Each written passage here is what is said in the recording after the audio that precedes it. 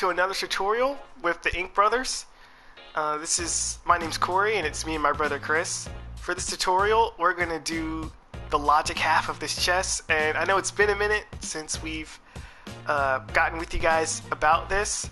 So we had some, I know my brother explained it in a different video, but we were having some intercom or recording problems. But we've got that all fixed, and we're ready to go now, and we apologize for the wait. So without further ado, I'll go ahead and get started. So with this chess, as you can see, when I get, or as you will see, when I get within a certain distance, you're going to see open X appear over the chest. And then, like that. And then, so when I get close enough to this lock, or when I tap X, you're going to see the lock spin. The little locking gadget is going to come unattached, and the lid is going to slowly open. And it's going to stay open for a few seconds and then close by itself. Now, if you notice, I'm going to tap X over here. I'm hitting X right here. If you notice, the chest isn't, well, okay, see, so open's highlighted. I'm hitting X, but nothing's happening. And that's only because I'm on the rear side of the chest, and I don't want the player to be able to open chest from the back. But when I go to the front, it'll open. You'll see a little animation and some music, and then the chest closes by itself and then relatches. So yeah, I coded it that way on purpose so you can only open it from the front. And now I'll show you guys how I did it with this chest.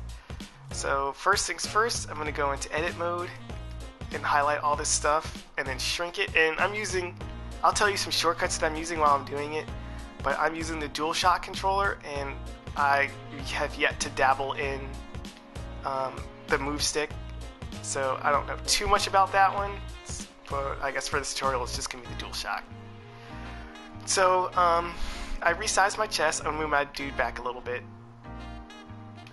I resized my chest, and before you get started, the first thing you always want to do is get a microchip.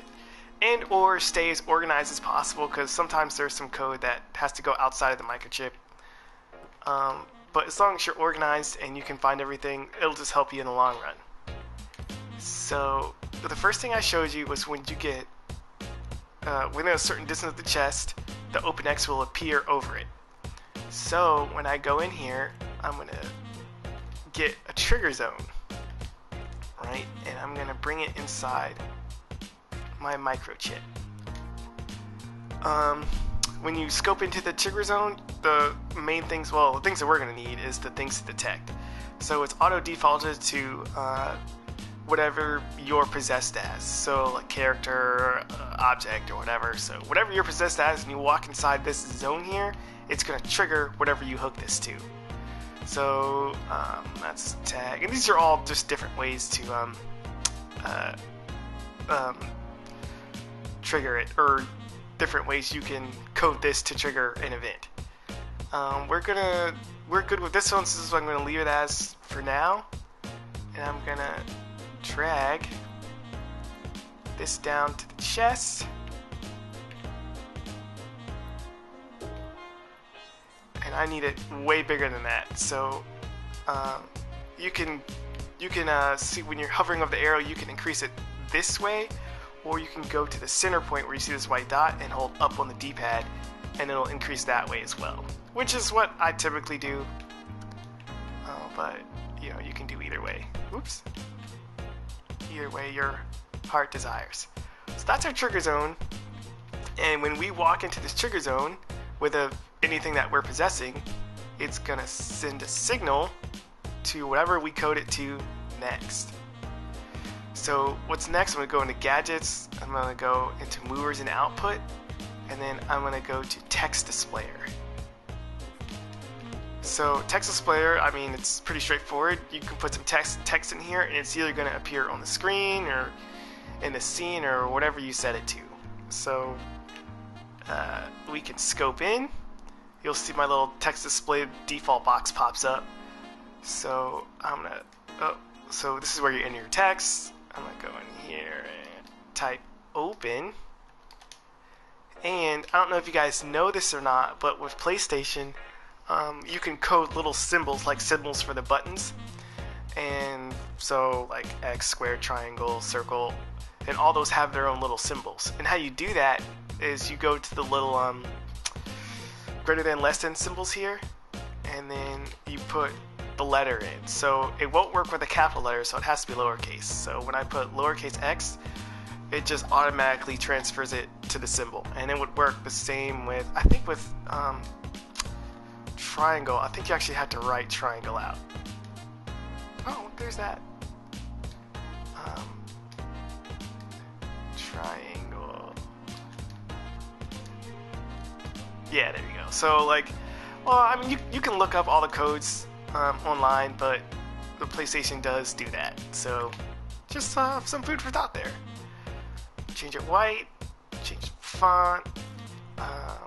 This is the show text box, so it's the little white inside. And you can, these are just, down here are just all options on how you can edit and change that to look. So different tail shape for when people are talking or thinking, or however you want, brightness, opacity, text box curviness, and how it looks, and so on and so forth. You can mess with these settings and figure out what you like or don't like. But we don't need it for what we're doing, so I'm going to turn it off. This is the border, and same likewise, so this is just all the options you can have with the border.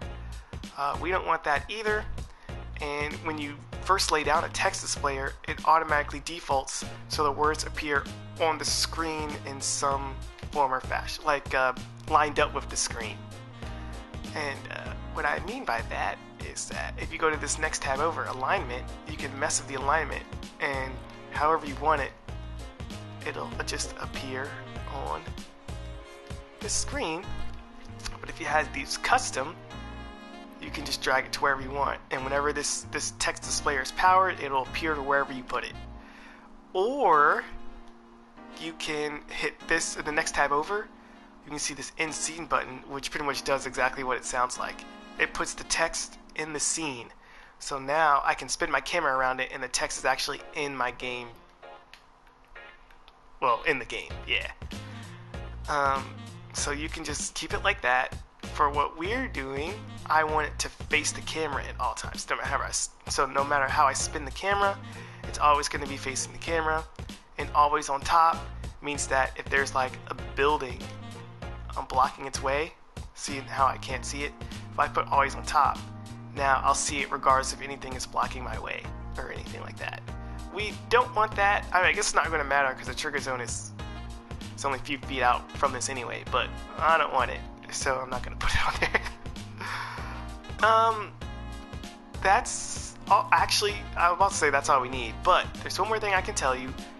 If you look through here, you're not going to find a text font size. So you're going to see text brightness, opacity, and then the font, but you're not going to see the size.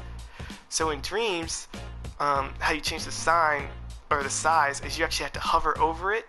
And it's the same way if mine's in the scene right now, but it's the same if it's not on the scene and aligned to the screen. You have to hover over it, and for the DualShock, you have to hold up on the D-pad to increase the size that way, and then that's how you change the font.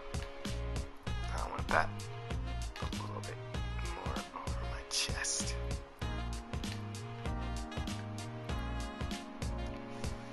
Well, it's not going to be perfect, but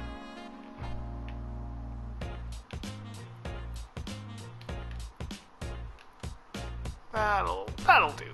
That'll do. So we have OpenX hovering over the chest, and right now it's just powered. So what we're gonna do, we're just gonna hook this trigger zone up to the OpenX. So now, whenever I walk in the trigger zone, it's gonna trigger this sucker to appear. And whenever I'm out of the trigger zone, it's gonna disappear because it no longer has power. And I'll show you an example. Bloop. We stepped in the trigger zone, it appeared, stepped out, it disappeared. And it's pretty much just that simple. And after that, we're pretty much good to start the animations, really. So animating is a lot simpler than you would think, because all you really have to do is mark the keyframes. You don't do anything of the in-betweens, unless you're getting really detailed. So Dreams just automatically does all the in-between images, which is very, very nice. First thing I want to do is I want to go in here into animate, and I'm going to grab a keyframe, and the second I place it down, it's going to start recording. So Dream says this in the tutorials that come with Dreams, but you can pretty much record like anything. Like the only thing I've seen that you can't record is actually deleting something. So like the second I place it down, it's going to start recording. But I'm hitting triangle, which is a shortcut to deleting something, but nothing gets deleted. But as for that, I haven't seen anything else that it limits you to when recording. So now that I'm recording, what I want to do is I want to record. The lid's already shut, so we don't need. Well, we'll need it later, but.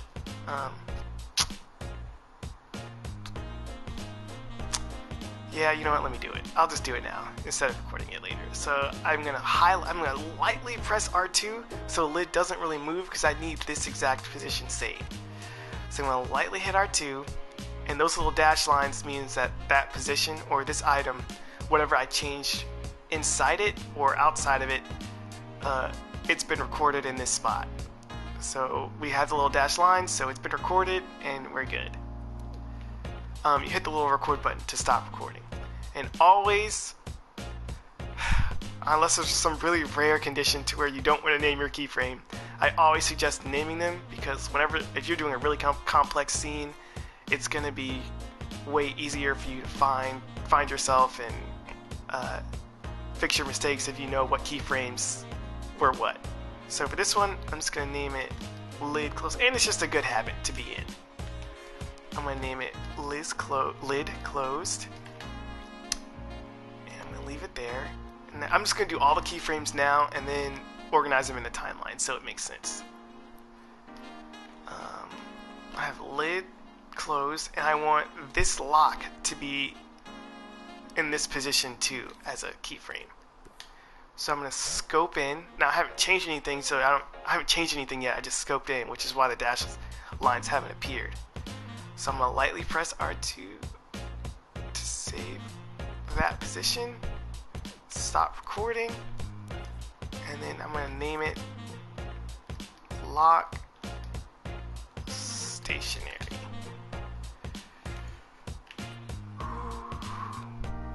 And now I want it to turn 180 degrees, so I'm just going to start recording again, scope in, and I'm going to hold L2 and then turn it 180 degrees.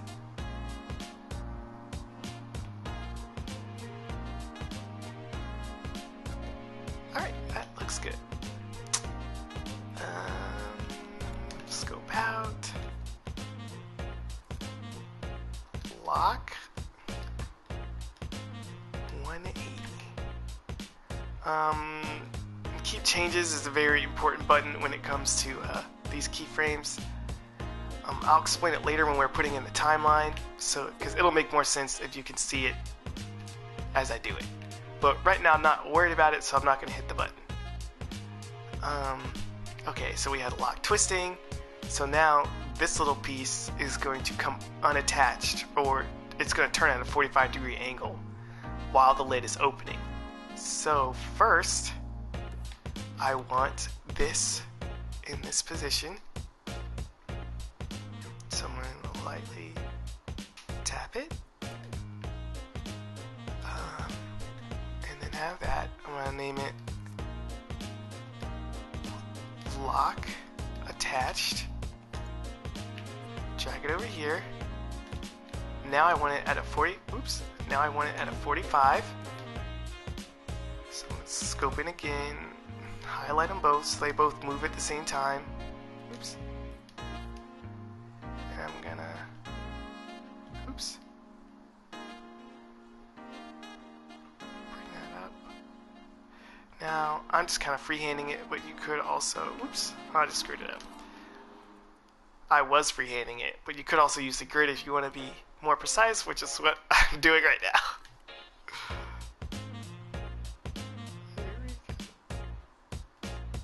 There we go. That's exactly what I'm looking for. So unrecord it, scope out, and then name I'm scoping into the keyframe by L1 in square. So, and then I just hover over here and hit X, and it'll let me change the name. I'm going to name it Lock Unattached.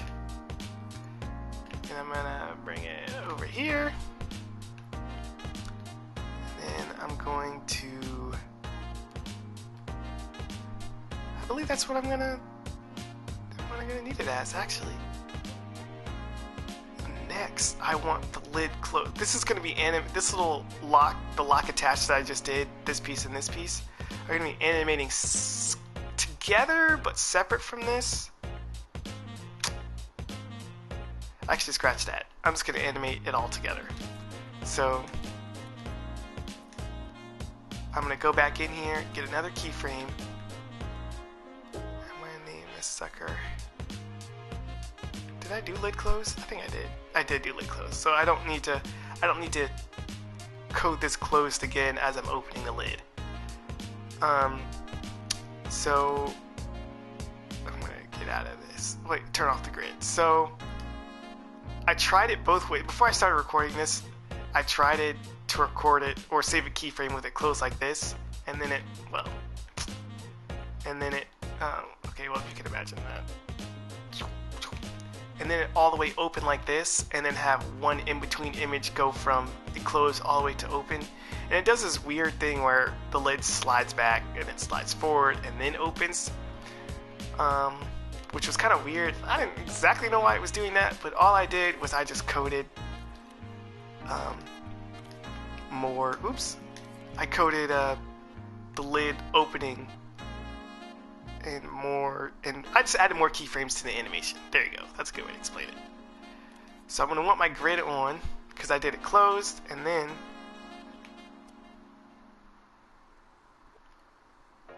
I did it a quarter open like that. Oops. Did I do it right? I don't know if I did it right, so let me redo it.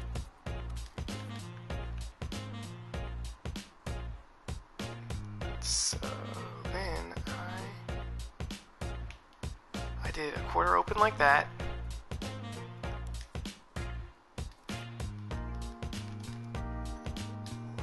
Lid open a quarter. And when I added more keyframes like I'm doing now, it worked. So that's what I'm going to show you guys. Then I did lid open a half.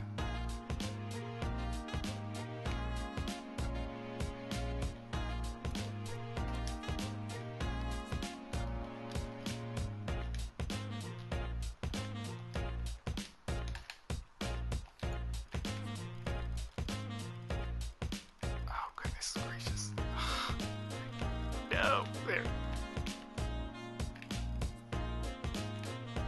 And then I did lid all the way open.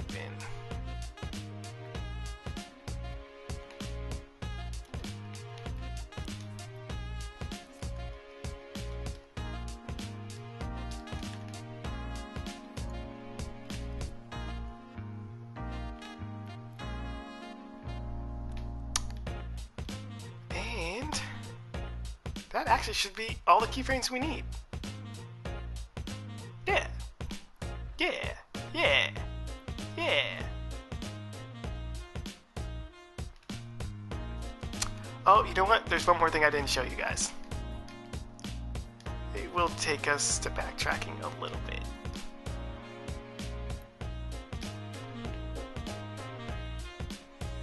So those are good. We still need those, and we can still use them all. The thing I forgot to explain to you guys, so right now I have it so I walk in the trigger zone, open X will appear over the chest, but when we hit X, your character's just going to jump, nothing's actually going to happen, you know. So what we need is I'm going to grab a second keyframe, a second trigger zone, and this is the trigger zone that you're going to need to be standing in.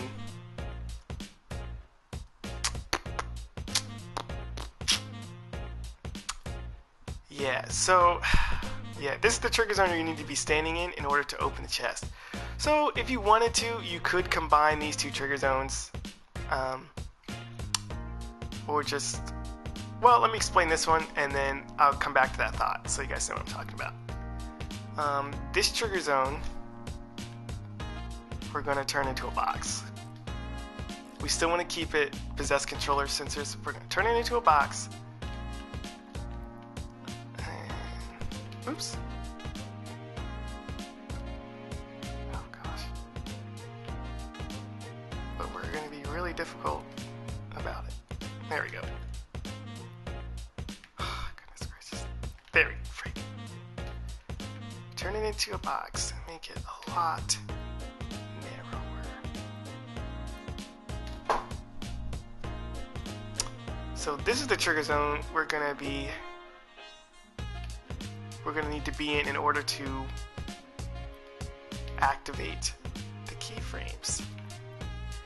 And see, when I'm placing it, I only want it to be in the front half of the chest because you don't want to be able to open the chest when you're standing behind it. You only want to be able to open it when you're standing right in front.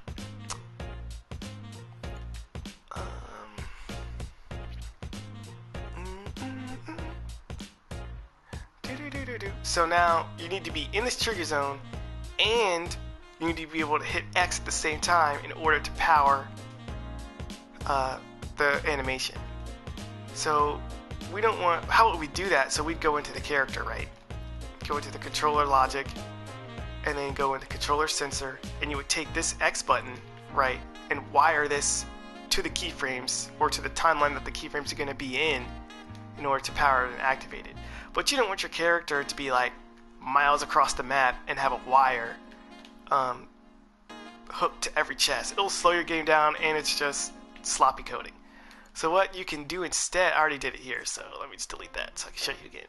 What you can do instead is you can have your X button hooked to a Wi-Fi signal, which will send the code out to a receiver to wherever your chest is. So you don't have wires everywhere, and it just looks better. So how to do that, you go to Gadgets, Sensors and Input, Wireless Transmitter, stamp it there, and you have to name it something specific. Because when you have your receiver on the other end, it's going to be looking for a specific transmitter, which is going to be whatever you're naming it here. So they have to be named the exact same thing. So I'm going to name it X button, and then you hook X to it, just like that. So whenever I tap X, this transmitter is just going to send the signal out. And now we have to code it so this guy over here is receiving it, which is right here, wireless receiver. So I plop that sucker right there, scope into it one square, and this is where you enter the transmitter's name that it's looking for, which I'm going to name it X button. Has to be named the exact same thing, otherwise it won't work. And on the receiver side, since your character can be literally anywhere in the scene, and I want this to pick it up, you go over here, and these are all the different kind of ways that this receiver can receive a signal. But for what we're doing, we want it scene wide, so it doesn't really matter where we are. This will pick up the signal whenever we hit X. I'm going to then go over to logic and processing, and then the AND gate. Right, so now I can't just be hitting X and then this animation will just start wherever I am. So I have to be, so if I didn't have this AND gate, and I just put this in here and hooked it to the animation, I could be anywhere on the map and hit X, and this chest will just start opening because it's just looking for the X signal. So the second I hit X anywhere, it's just going to start. I don't have to be in the trigger zone to do it. So I want my character to be, I want him to have to be in that trigger zone and then hit X before it ever starts, which is what this AND gate's for. So option A has to be true and option B has to be true before it sends a signal through to power whatever I connect it to, which is going to be this timeline. So there's two different kinds of timeline. There's one for animating and there's one for sound. You can tell the difference between because the timelines are in the animating timeline is in the animating section, so you can't really confuse it unless you're just one of those people. but I mean, there you go. So you want to use the animating timeline. I'm not even too sure you could put a keyframe in the music one, I'm not too sure what the difference is, but I mean, I've always just used this one and it works. So I'm going to take this power. So this is the signal that it's going to send out when both these are true. Hook it to a power of this, and I'm going to scope into it by hitting L1 and X. And now I'm going to line up my keyframes so it does the animation that I want it to. So I don't need to put this one in there just yet, the lid closed one, because the lid's already closed by the time you walk into it or walk up to it. I do want the lock stationary because this is where the animation is gonna start. Because if I didn't put that, like lock 180, like say I just put lock 180 here, it's just the second I hit X, it's gonna bam straight to the 180, and there's not gonna be any kind of smoothing or easing like I want it to. So I want it to start with the still image of the lock twisting. I'm going to put this one here, lock 180, because I only want it to last half a second. And then I'm going to copy paste the lock stationary and put it again at the 1 second mark. So it's going to turn 180 degrees in half a second and then 180 degrees back in the other half a second. As I'm hovering over this, you can see it's highlighting green. So they cover this in the Dreams tutorial. If you haven't seen the ones that come with Dreams, I'll just explain it real quick so you know. You can scope in by holding L1 and square, and these options up here are different ways for you telling Dreams how you want it to animate from keyframe to keyframe. Linear, there's no easing or smoothing, it just goes straight from one keyframe hard into the next keyframe. Ease in is it eases out, or it eases out of the first keyframe and then goes, wait, let me look. Yeah, it eases out of the first keyframe and it goes hard into the second one. Ease out slowly eases out of the first. No.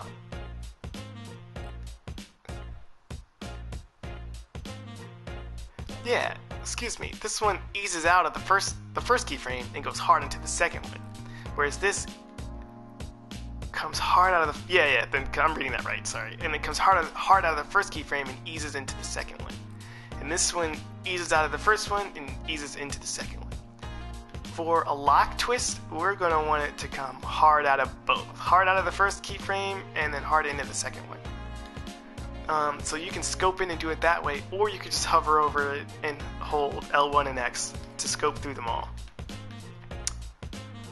That's what we're going to want for that. So at this point, the lock has twisted 180 degrees and twisted back.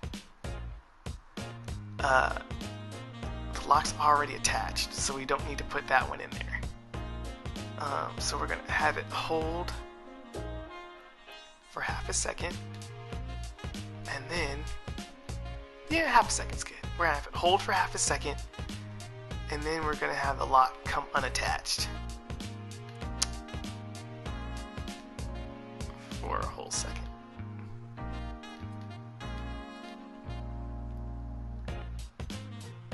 A whole second. But we're gonna have it ease out and then go real. We're gonna have it ease out and go hard into this one. Let's see. Actually, you know what? I changed my mind. I want it hard out. Yeah, there you go. That's what I want. So the lock will come unattached. You're gonna wait again. Oops. For half a second, and then the lid's gonna start opening. And I want the lid to open in 2 seconds. Let's put this here, and then put these two somewhere that looks kind of equidistant.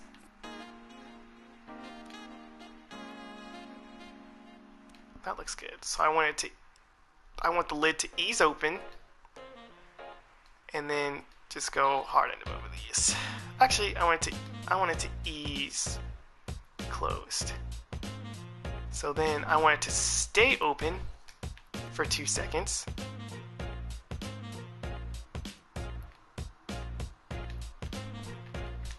And then I want it to slowly come closed again.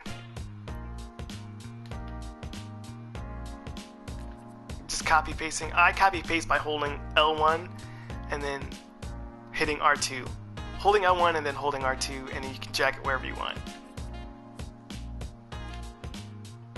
So I got my lid open, it goes back to a half, back to a quarter, And then now I want the lid closed. And I want that done in 2 seconds.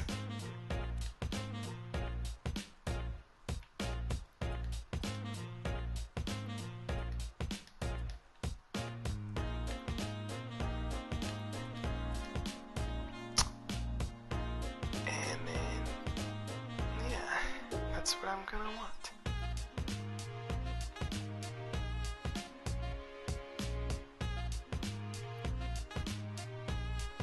Should be good, actually. So if you leave your timeline extended out, when you go to play it, it kind of like gives it a cooldown, which you typically don't want. So if I were to have this chest play, or like, say I want them, I don't know why you would want them to open it again, but like say you're doing something else and you want them to do the animation again, if they come back into that area, this timeline's gonna play, right? So you're gonna go through everything, blah, blah, blah, blah, blah, blah, blah, blah. It's gonna do everything you want it to do. Then it's gonna get here and have to play through the rest of this empty space before they can activate the animation again. So what you want to do is when you're done animating it, you just drag this sucker back to right where you want it. So then the animation ends right where you want it to end, and you can, I guess, just keep going from there. Now I mentioned this keep changes key here earlier. So this key is when the lock is unattached, right, like this. So if I were to put this in my game and then play it, or load up the character and then play it, it's going to come to this animation, right, and that little lock is going to unattach just like I want it to. But the second it goes past it, I guess it was kind of hard to tell there, but it is doing it because the lid's opening as I go. But the second I come past it, that lock is going to go back to being 90 degrees, like this, because this keyframe isn't powered anymore. So when this animation, if I want it to stay at a 45-degree angle, I have to scope in here, hit keep changes, so even when it goes past this keyframe, that lock is still going to stay at a 90. The whole time the chest is going up. Whereas if I didn't have that, it would go back to 90 degrees after it went past that. Which I want it to stay at a 45-degree angle, so I'm going to hit keep changes. And then when I get here, lid open, lid closed. Yeah, that's what I'm going to sting that. Lid's going to fully close, it's going to stay closed for half a second, and then the lock's going to reattach itself. And then I'm going to hit keep changes again so it doesn't just pop back out at a 45 once it gets to there.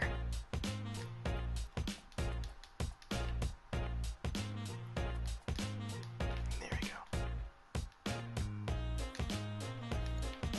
And so now it's going to stay at a 45 the whole way through this animation, and it's not going to close or go back to a 90 until it gets here, and then it's going to stay at a 90 whether you walk away from the chest or not. I hit L1 circle to close that, and then I can go in again. So that was L1X to jump into this, but if you hit L1 square, you can go into the properties of the timeline. So there's 3 different playback modes. There's once, sustain, and then loop. So well, loop's pretty obvious. Once it plays through the timeline, it's just going to loop back and keep playing over and over and over again. Sustain, the timeline's only going to play for as long as it has power, which is the default setting. So if I left it on sustain, this AND gate is only going to be sending a signal to this timeline for the second that I'm hitting X, because these two are only true the second that I'm tapping X, so it's only going to send that signal for, that second. So therefore the timeline isn't, you're going to have a little blip and then it's going to go right back to being closed. So how you fix that is if you scope in here and hit once. And so what once does is the second this timeline gets power, even if it's for a split second, it's going to play through the whole timeline once and then just cut off and not do anything else, which is exactly what we want, because normally when people tap X to open the chest, they don't hold it down. Yeah, for that. So let's actually test that, see if that actually works. I'll go to my guy.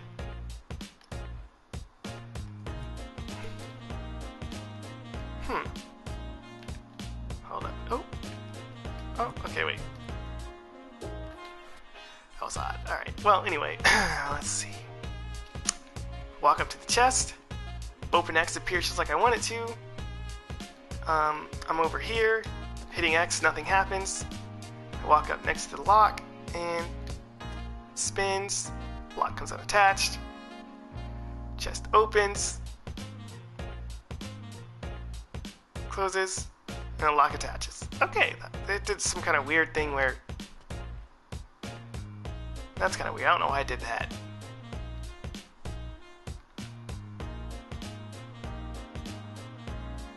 Unless it just wasn't done animating by the time I got that far.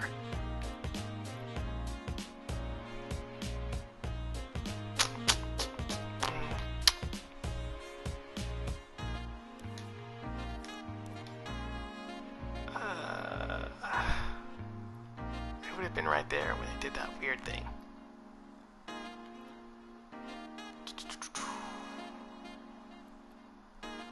I just got rid of that.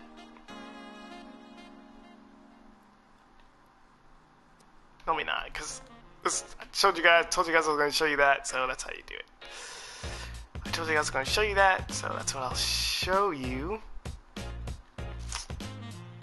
If I'm honest with you, I don't really know why I did that. Try to redo it. Oops. Well, whatever, it'll work. Oh, no, it won't.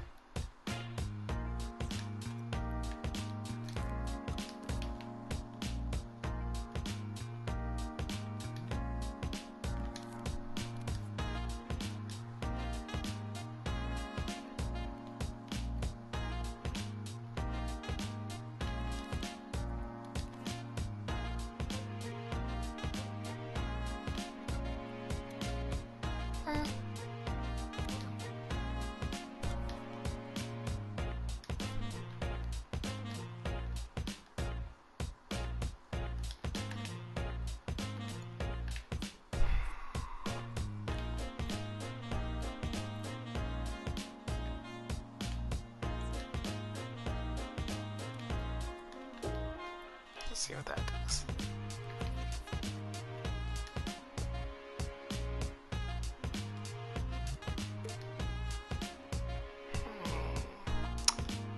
It happens when the lock comes unattached, so let's get rid of that one.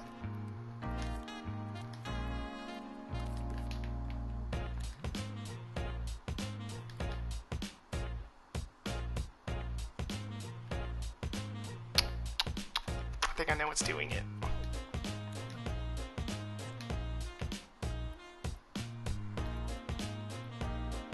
Let's have this lid closed. It's probably because I don't have a starting animation point. Like, I don't have the lid closed. Well, before I explain it, let me see if that's actually the problem.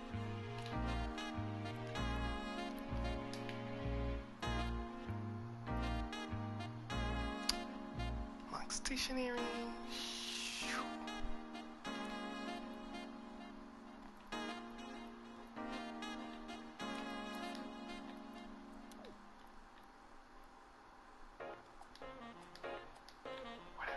That'll be fine.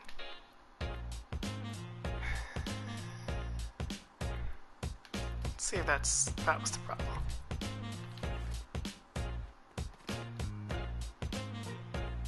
Yep, that looks like it was the problem. So I guess because I didn't have it, I don't know how to describe it other than I didn't tell the timeline when to, like, I didn't give it like a starting point. So like, because the lid, it was just like a chest. Because I'm not even 100% sure why I did that. But since it was sitting like this and I didn't tell the animation where to start, like start at the 90 and then go to 45, I just said go to 45. It just didn't line up right. Or, I'm not too sure how to explain it, but that was my best guess, and it seems like that was kind of the problem. So the second I gave it a starting keyframe, or keyframe to start from, it just kind of fixed. So I'm guessing that was a problem. Well, it seems like it worked, so let's keep going. Other than that, I want it to glow when it opens, which is pretty simple. I go to animations, keyframe.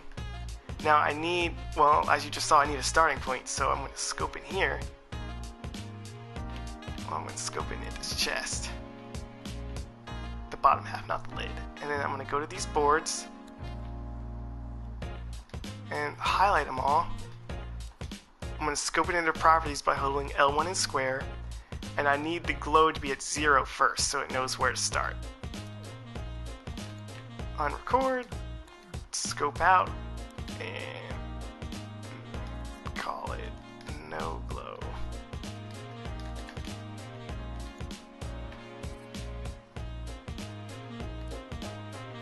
And now I want a keyframe of it glowing.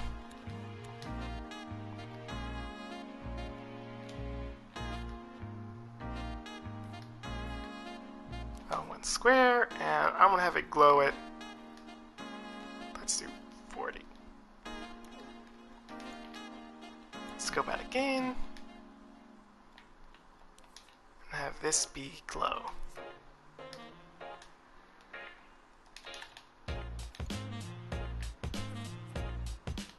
So I want the apex of this glow to be while the lid is open.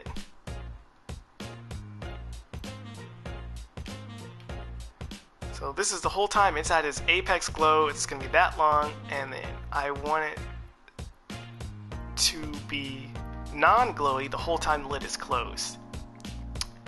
Lid's closed. It doesn't actually. Oh, no, still closed here.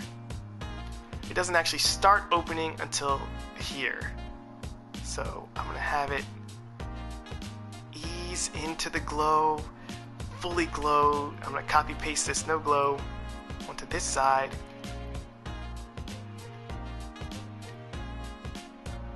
And then, let's see, it's still open here, and the lid's closed here, so I'm going to line it here. And I want it to ease into the no glow.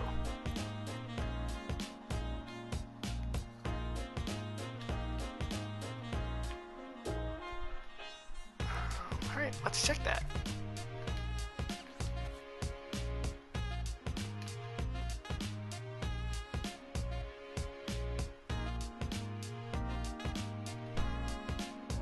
Okay, well, I would want that glow to start sooner, and I'd want it to end later. Well, you can keep fiddling with it until it's exactly what you want. I'm not going to go too in depth. I'm just going to leave it at that. And you can just keep messing with it until it's exactly what you want, and so forth.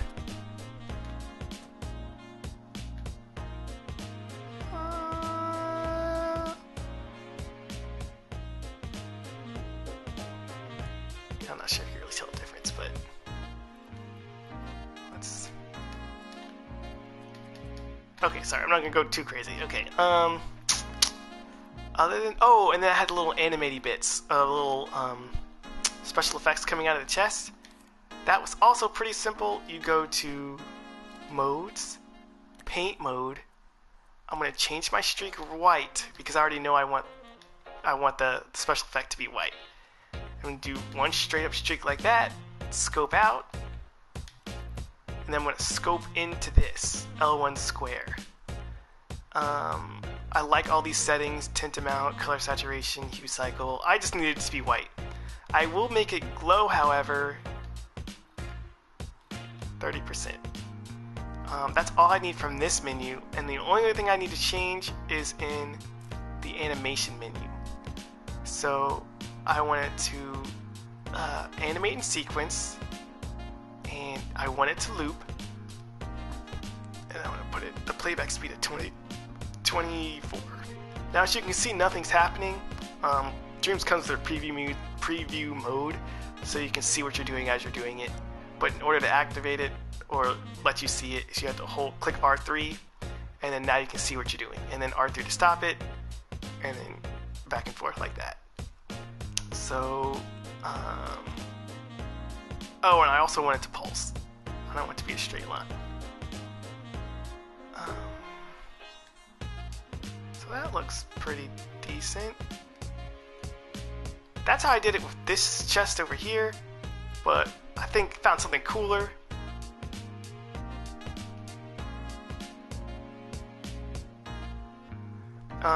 Yeah, that's how I did it for this chest, but I found a cooler way to do it that I kind of like better, which is just getting rid of this trail. So now it's just one dot. Which is how I'm going to do it this time. So honestly, that animation is exactly how I want it. So I'm going to go out of here, click R3 to pause it, L3 to rewind it all the way. I'm just going to copy paste that sucker. And I'll make this one a little bigger. Then I'm going to do it again for variety. So it doesn't all just look the same.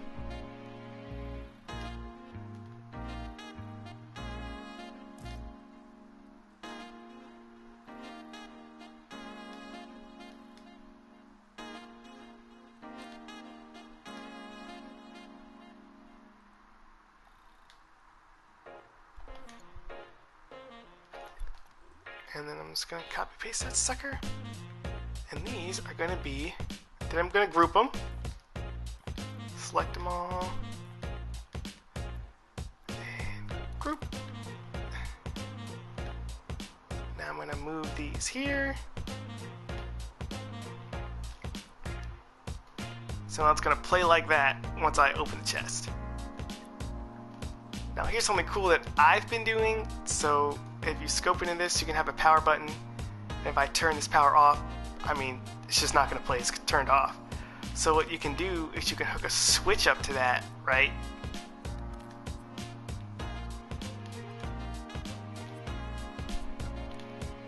And then so this switch, well, it's easy to explain, let's play.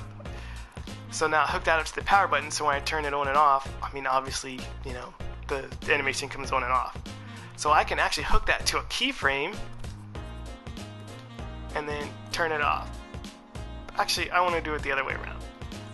I want to have it off, and I want to have the keyframe that turns it on, right? So now this keyframe will turn that switch on. Animation.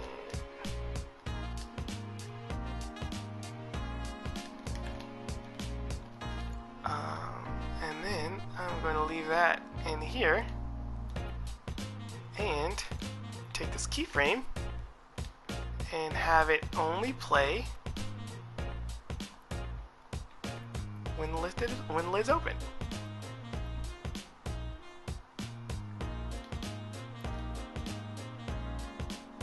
So now that switch is only going to be on for the time that this keyframe is playing. Let's see what that looks like.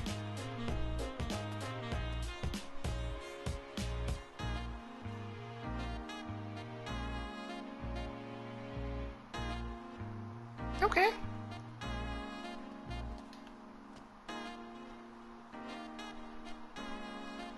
Some weird kind of flickery thing, but you could just fix that. Actually, I don't know. I shouldn't be doing that at all, really, because it's like turned off. I guess you could try to just and then it should work.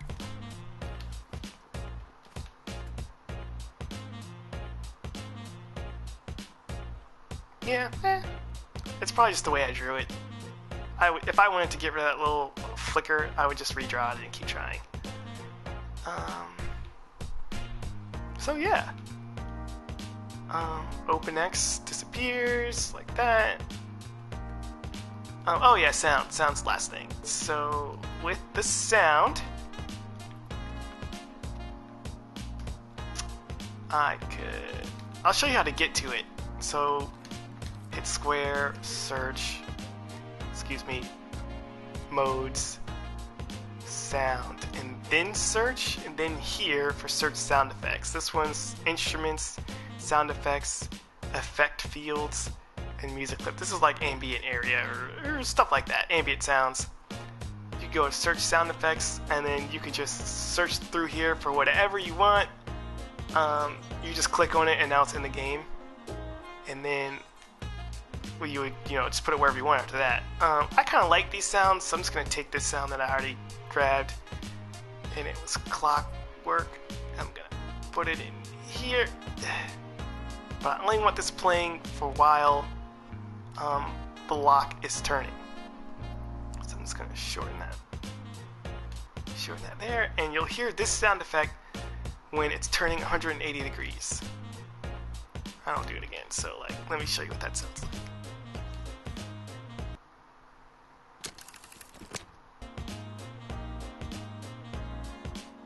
Boom, bam. Now you would just keep doing that for all the sounds you want. This video is really long, so I don't want to take up more of your time and put each sound effect in there, but you get the idea. You just keep doing it over and over again until you have the sounds that you want. And I believe that was all I did for this chest. So if you like it, that's awesome. If you don't, keep watching more videos and you'll eventually like one of them. Hopefully. So yeah, that's really it for this tutorial. Thank you. Like and subscribe if you enjoyed it. And me and my brother don't plan to stop releasing videos anytime soon. So if you like us, yeah, that's awesome. Thank you. Thank you for watching, and hope you catch us on the next one.